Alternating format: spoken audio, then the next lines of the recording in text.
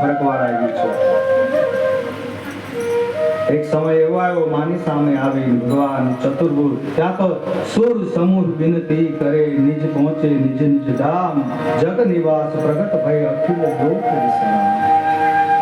બધા જ લોકોનો વિશ્રામના સમયે રામ આવે છે. એવામાં ચારે બાજુમાં કૌશલ્યાને કુંજ પ્રકાશ થયો છે અને બે હાથવાળા, ચાર હાથવાળા ચતુર્ભુજ નારાયણ પ્રગટ થયા. એટલે માએ કીધું, ઉભા રહો, આપણી વાત ચાર હાથની નથી થઈ.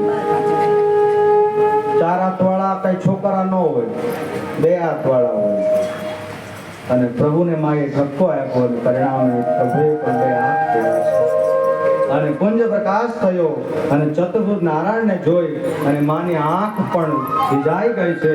અને એવામાં માં કૌશલ્યાના મુખમાંથી શબ્દ નીકળી ગયા કે ભય પ્રગટ કૃપાલા દીન દયાલા કૌશલ્યા હિતકારી.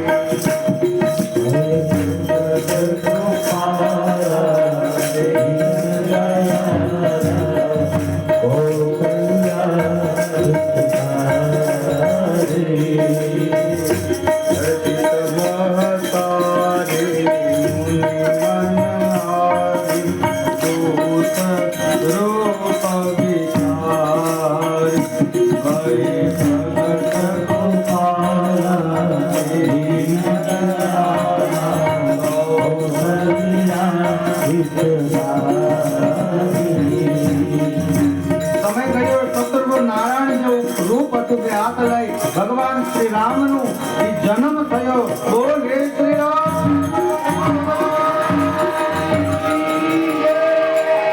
સમય ગયો અને અયોધ્યામાં ભરપૂર રાણીઓ દોડતી થઈ ગઈ, દાસીઓ દોડતી થઈ ગઈ.